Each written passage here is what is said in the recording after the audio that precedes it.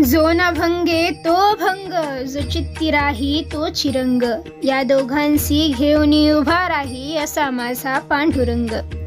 पंढरपूरच्या विठ्ठल रुक्मिणी मंदिराचे मूळ रूप नुकतेच 31 मे रोजी समोर आले आहे।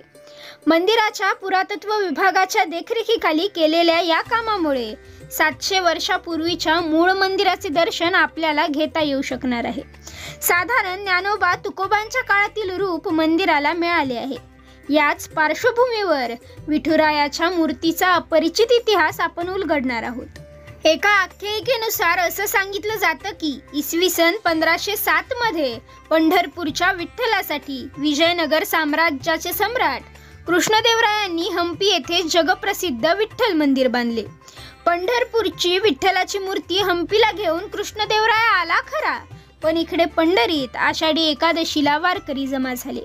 ज्याच्या दर्शनासाठी आपण इथे आलो तो विठ्ठल त्याच्या जागेवर नाही हे कळल्यानंतर सर्वांच्या विनंतीवरून संत एकनाथ महाराजांचे पंजोबा श्री संत भानुदास महाराज यांनी आपल्या भक्ती सामर्थ्याने श्री विठ्ठल मूर्ती परत पंढरीत आणून त्याची पुनर्स्थापना केली।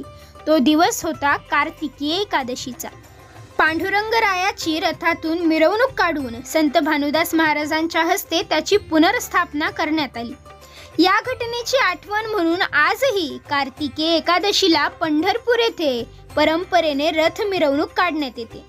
याचबरोबर हंपी येथील कृष्णदेवरायाने बांधलेल्या विजया विठ्ठल मंदिर येथे आजही विठ्ठलाची मूर्ती नाही।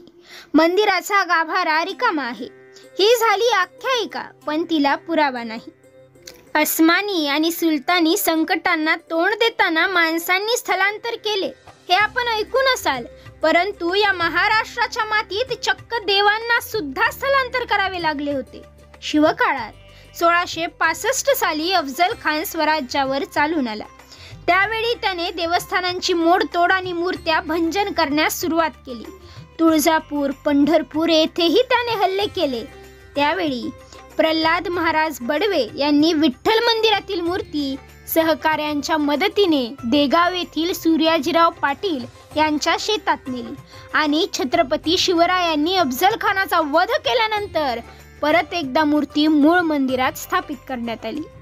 पुढे असाच काहीसा प्रसंग औरंगजेबाच्या काळात घडला। औरंगजेबाने शंभूराजांची निर्घृण हत्या केल्यानंतर स्वराज्य संपवून टाकण्याचा विडा उचलून मंगळवेढा परिसरात तळ ठोकला आणि हिंदू मंदिरे उद्ध्वस्त करण्यास सुरुवात केली। त्यामुळे पुन्हा एकदा मूर्तीच्या संरक्षणाची जबाबदारी देगाव येथील पाटील कुटुंबाने घेतली आणि 2 ऑक्टोबर 1695 ते 13 ऑक्टोबर 1699 या काळात म्हणजे तब्बल 4 वर्षे 11 दिवस या मूर्तीला आपल्या शेतातील विहिरीमध्ये कमानी दडवून ठेवले। या बलाढ्य विहिरीवर त्या काळी 6 मूठ चालायच्या। शेतीला पाणी उपसले तर विठुरायाची मूर्ती दिसेल म्हणून या पाटलांनी आपल्या शेतीला पाणी न देता मूर्ती विहिरीत जतन केली होती। यानंतर धोका वाढल्यावर मूर्तीला गवताच्या गंजीत काही दिवस लपवून ठेवण्यात आले।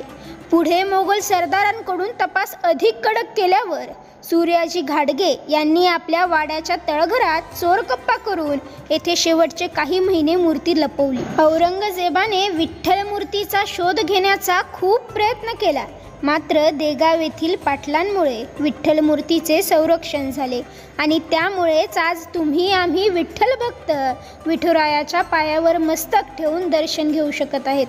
प्रल्हाद महाराज बडवे आणि सूर्याजीराव पाटील यांनी त्या काळी विठुरायाच्या संरक्षणासाठी जे शौर्य दाखविले त्याची स्मृती जपण्यासाठी देगाव येथील पाटील परिवार, वारकरी संप्रदाय आणि बडवे समाज एकत्रितपणे श्रावण शुद्ध पंचमीला देगाव येथे हा दिवस मूर्ती संवर्धन दिन म्हणून साजरा करतात। इतिहास संशोधक ग.ह. खरे यांना बडवे यांची काही कागदपत्रे मिळाली होती। त्यात पंढरपूरच्या विठ्ठलाची मूर्ती चोरीला गेल्याची व परत आणण्याची हकीकत आहे।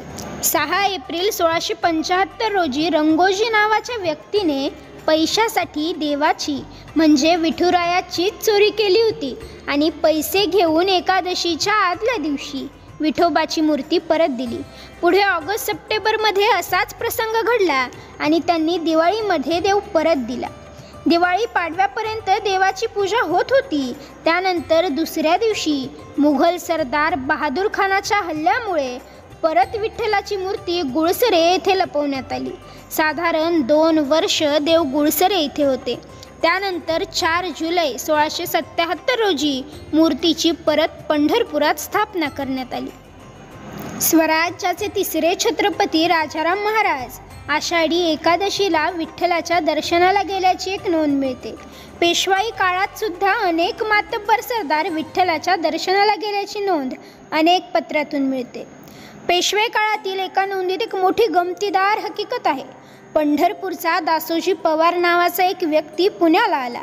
त्याने पेशव्यांकडे मागणी केली की स्वतः विठ्ठलाने त्याच्या स्वप्नात येऊन त्याला पेशव्यांकडून 25 मोहरा घेऊन काशीपंत धरणकरी याला द्यायला सांगितले आहेत.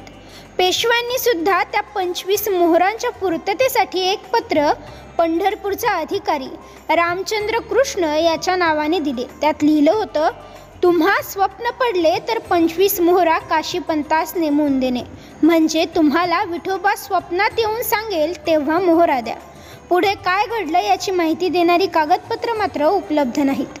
विठुरायाची आरती लिहिताना संत नामदेव महाराज लिहितात, युगे 28 विटेवरी उभा. सत्ययुग, त्रेतायुग, द्वापरयुग आणि कलियुग या 4 युगांचे एक चक्र असते. सध्या पृथ्वीचे 7वे चक्र चालू आहे अशी मान्यता आहे. त्यामुळे 7 गुणिले 4 म्हणजे 28 युगे विठुराया विटेवर उभा आहे. संतश्रेष्ठ जगद्गुरु तुकोबाराय सावळ्या विठ्ठलाचे वर्णन करताना म्हणतात, सुंदर ते ध्यान उभे विटेवरी, करकटावरी ठेवूनिया. तुळशी हार गळा कासे पितांबर, आवडे निरंतर हेची ध्यान. मकर कुंडले तळपती श्रवणी, कंठी कौस्तुभमणी विराजित. तुका म्हणे माझे हेची सर्व सुख, पाहिन श्रीमुख आवडीने.